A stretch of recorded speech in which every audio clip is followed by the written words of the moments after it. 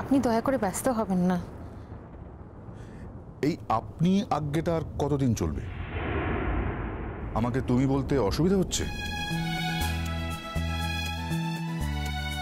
আস্তে আস্তে অভ্যেস হয়ে যাবে। আমি তো অভ্যেসটা রপ্ত করে নিলাম, কিন্তু তুমি তো এখনো শুরুই করতে পারলে না, তাহলে হবে কি করে? আফটার অল তুমি এখন আমার বিয়ে করা বউ।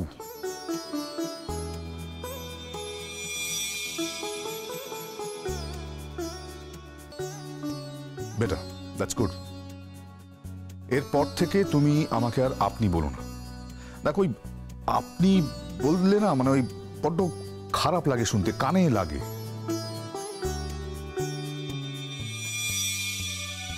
মনে হয় যেন লুকিয়ে লুকিয়ে অন্য কোনো মেয়ের সঙ্গে দেখা করতে এসেছি। আরে স্ত্রীর ওপর যে জোরটা থাকে, যে অধিকারটা থাকে, সেটা তো পৃথিবীর অন্য কারোর ওপর ফলানো যায় না। বাই দ্য ওয়ে, আজ দুপুরে তোমাকে দেখতে বেশ লাগছিল।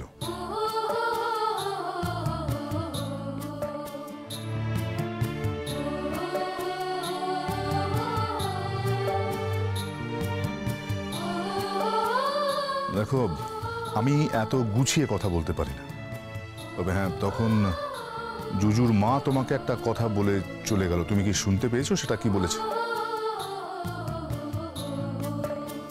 শুনেছি। আমি তোমাকে আগেও বলেছি, আবারও বলছি, তুমি ওকে এন্টারটেইন করবে না। উনি যদি যাবার আগে আমায় কোনো কথা বলে যায়, তার দায় আমার কেন হবে বলুন? আমি তো নিজে থেকে কোনো কথা বলিনি। তা বলনি, কিন্তু ভবিষ্যতেও বলো না। আসলে ওর স্বভাবটাই এরকম। ও ঢুকে পড়তে চায় তোমার সঙ্গে, ভাব করে এই সংসারের খবরাখবর নেওয়ার প্ল্যান করছে। ওকে অ্যালাউ করো না। কি বললো শুনেছো তো? বললাম যে শুনেছি।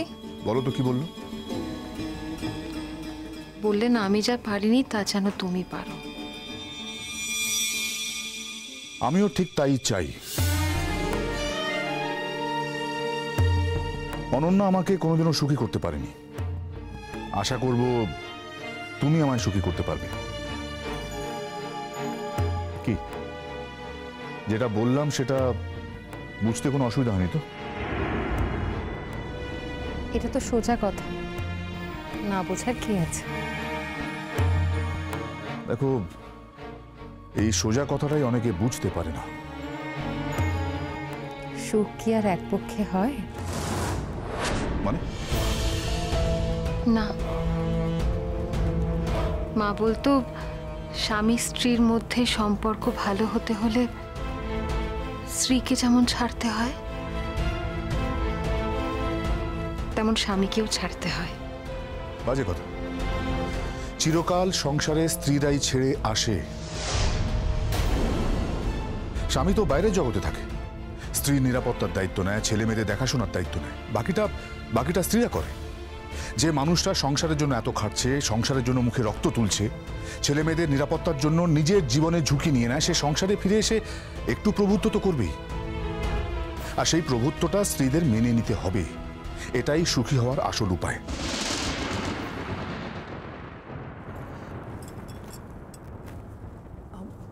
অভিমন্যু,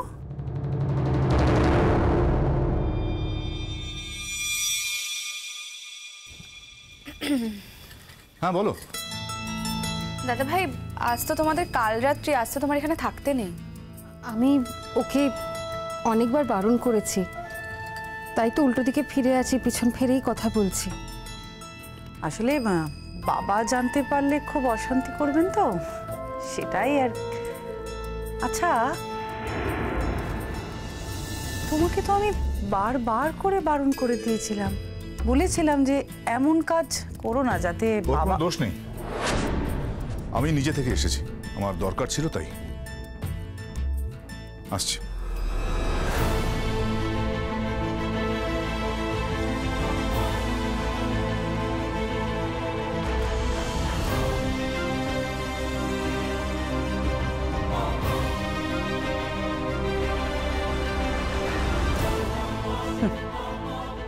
বাবা, কয়েক ঘন্টায় বরকে তো বেশ ভালোই বশ করেছো।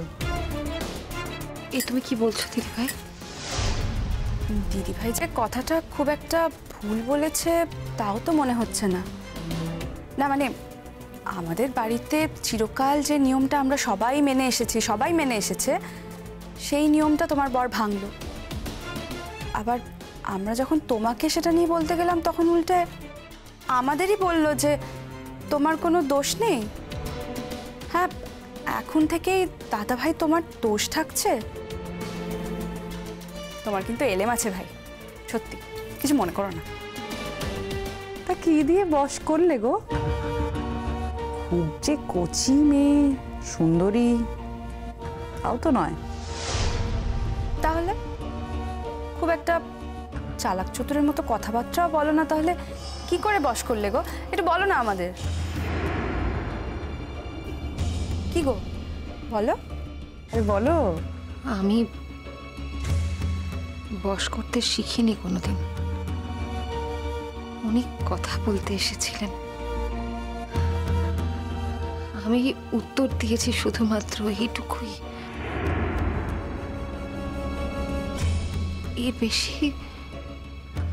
এর বেশি তো কিছু বলতে পারবো না।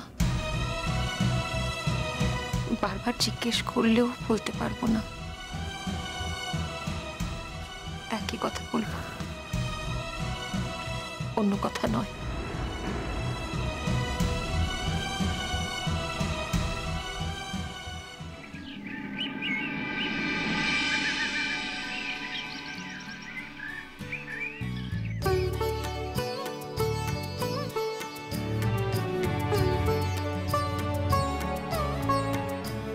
এই ওটা সাবধানে রাখবে কিন্তু। সোমনাথ, তুমি কি এটা খুঁজছিলে?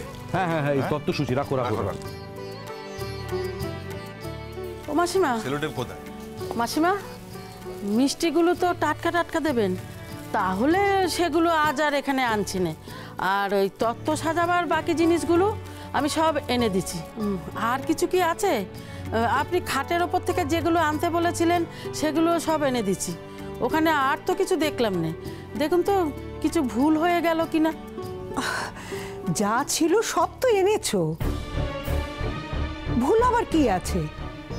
একটা সামান্য কাজ দিয়েছি, সেটাও পাচ্ছ না করতে। কাজ করতে গিয়ে যদি এত বকবক করো তাহলে তো আমার করে নেওয়াই ভালো ছিল। আজ মাসিমা আপনার কি হয়েছে বলুন তো? আর শুধু আপনিই বা কেন, আজ এই বড় মাসিমাকেও দেখছি আপনাদের মেজাজ একেবারে টঙ্গে উঠে আছে।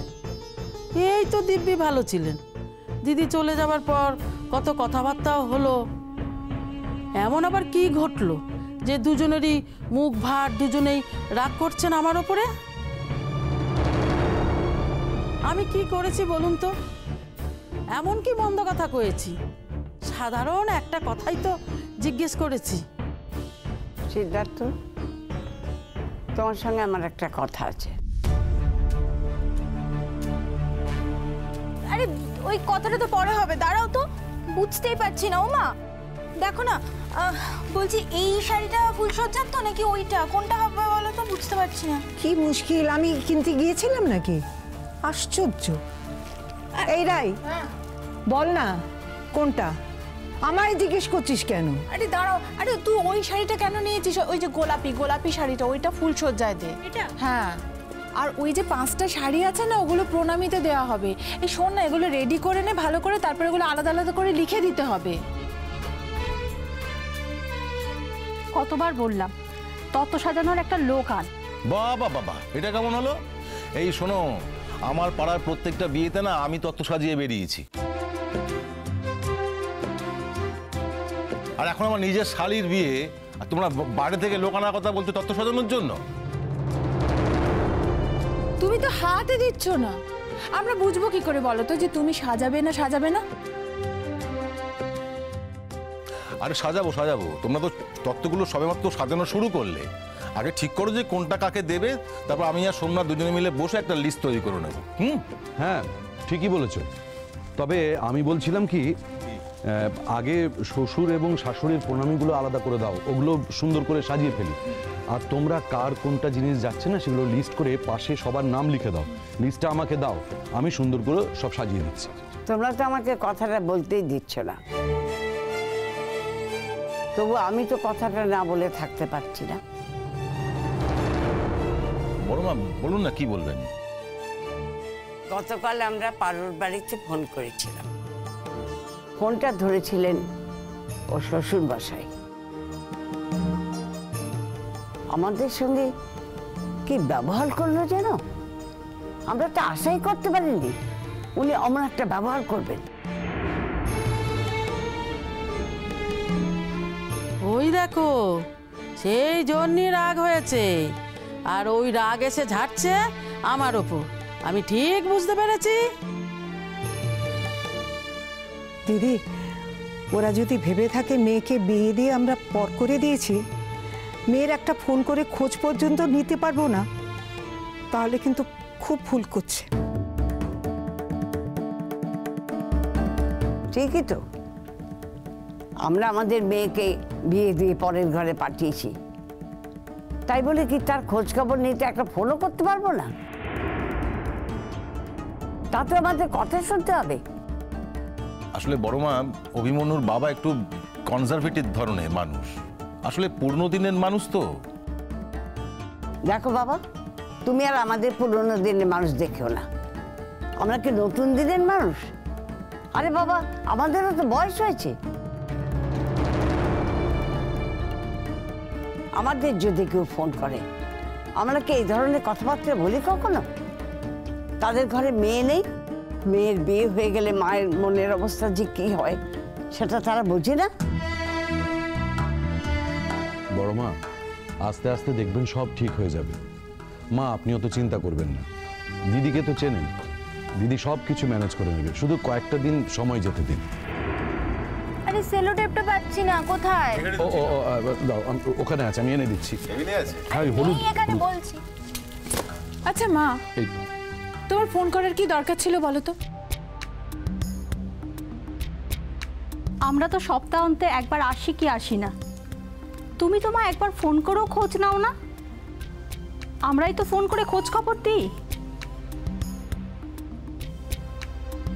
মা, আমি যখন বাইরে খেলতে যাই তখন তুমি 2-3 দিন পর আমাকে ফোন করো, রোজ ফোন করো না কিন্তু। আর দিদি গতকাল সকালবেলায় গেছে, তোমার ফোন করাটা কি খুব দরকার ছিল?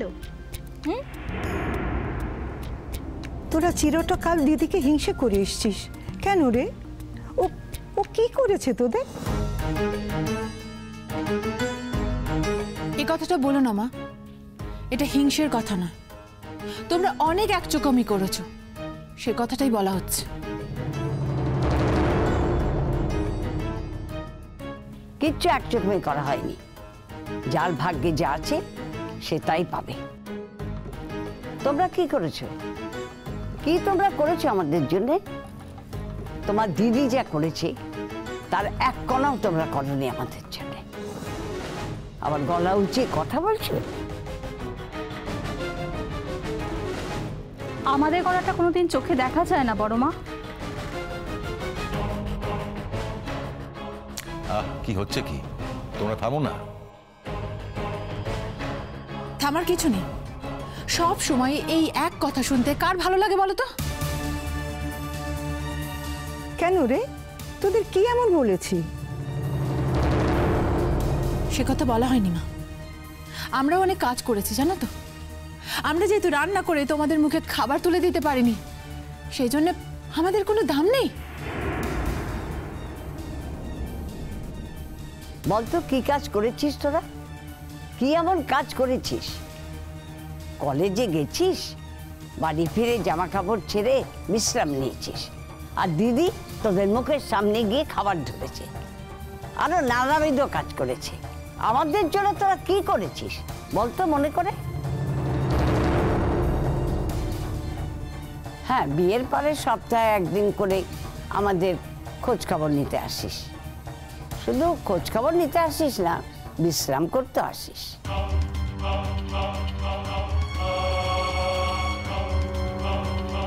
সত্যি কথাটা নিজের মনের কাছে স্বীকার কর না মা। মিথ্যের আশ্রয় নিয়ে আর কদিন বাঁচবি?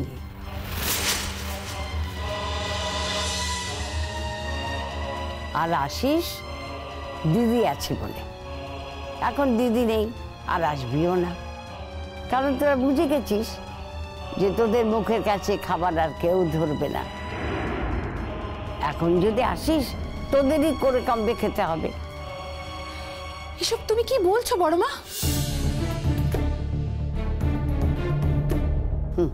অভিজ্ঞতায় বলছি রে, অভিজ্ঞতায় বলছি। হ্যাঁ বাবা সিদ্ধার্থ, মনটা আজ বড়ই খারাপ। তুমি কিন্তু ওদের একটু বলে দিও যে আমরা কিন্তু পারোর খোঁজ খবর নেবই। আর এমন কোনো আইন নেই যে মেয়ের বিয়ে দিলে সে আর বাপের বাড়ি আসতে পারবে না। তাকে ডাকতে না পারি, কিন্তু বাপের বাড়িতে সে একেবারেই আসবে না, এ তো হতে পারে না। আশা তো দূরের কথা দিদি, একটু ফোন করেছে বলে এমন সব কথা শোনালেন, আমি তো একেবারে অবাক হয়ে গেছি। আমি তো ঠিক করেছিলাম যে আমি যাবই না। এখন ভাবছি সবাই যখন বলছে একবার যাই, গিয়ে মেয়েটাকে একটু দেখে আসি। আমার তো যেতেই ভয় লাগছে, যদি সামনাসামনি হলে আরো খারাপ কথা শোনায়। দরকার নেই বাবা ওসব কথা শুনে, তার থেকে না যাওয়াই ভালো, ঘরে থাকাই ভালো।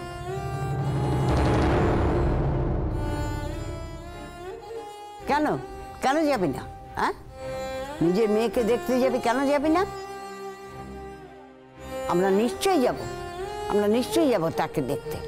পারুকে দোষ করেছে, আমাদের মেয়েকে দেখতে যাওয়ার অধিকার আমাদের আছে।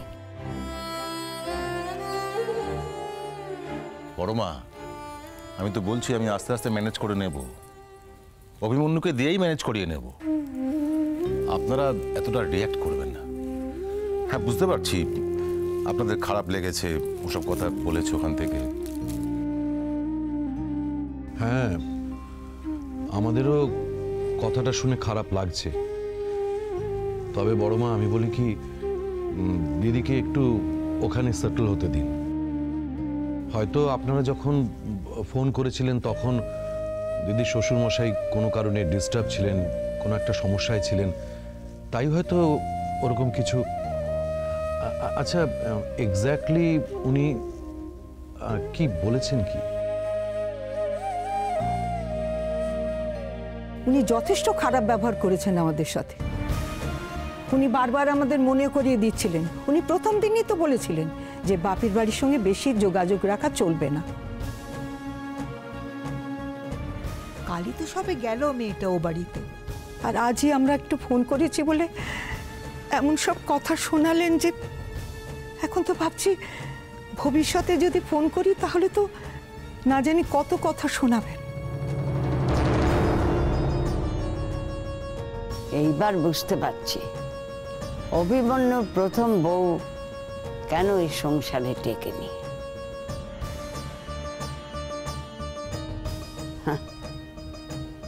এক হাতে তো তালি বাজে না, তালি বাজাতে হলে দু হাতই লাগে।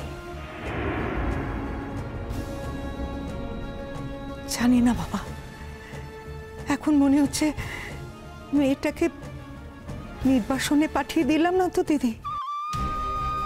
ভালো ছেলে দেখে লোভে পড়ে সম্বন্ধটা করে ফেললাম, ভুল করলাম না তো দিদি? মা মা দেখুন, এভাবে বললে আমার নিজেকেই খুব অপরাধী বলে মনে হচ্ছে। কেননা সম্বন্ধটা তো আমি নিয়ে এসেছিলাম। এই জন্যই আমি তোমাকে বলেছিলাম এইসব সম্বন্ধের ব্যাপারে তুমি থাকতে যেও না। রাই, তুমি কথা বলছো কেন? কথা হচ্ছে আমার সঙ্গে তোমার মায়ের। মা, বড় মা, আমি বলছি পরে মিলিয়ে নেবেন, কটা দিন যেতে দিন, দেখবেন দিদি এসে বলবে যে দিদি খুব ভালো আছে। দিদি নিজে এসে আপনাদের বলবে। সে তো জানি, কিন্তু আমার মেয়ের যে বুক ফাটে তো তবু মুখ ফোটে না। ফোনে জিজ্ঞেস করলাম, আরে কেমন আছিস, সে একই কথা, ভালো আছি মা, ভালো আছি। ওর মুখের কথা যদি বিশ্বাস করতে হয় বাবা, শুধু একটু কাছ থেকে দেখার সুযোগটুকু যদি না পাই তাহলে। আরে বাবা, জোর খুলতে তো আসবে এখানে, তখন সব কথা ভালো করে জেনে নেব। দেখো, মেয়ে সন্তান বলে কিন্তু অত ফেলনা নয় যে ওর খোঁজ খবরটুকু আমরা নিতে পারবো না। ওরা যে কথা বলেছে ছোট মানলে মানবে, কিন্তু আমি মানব না। আমি তার খোঁজ খবরও নেব, তার বাড়ি যাব, তার সঙ্গে কথাও বলবো। সিদ্ধার্থ, তুমি এই কথাটা ওদের ভালো করে জানিয়ে দিও।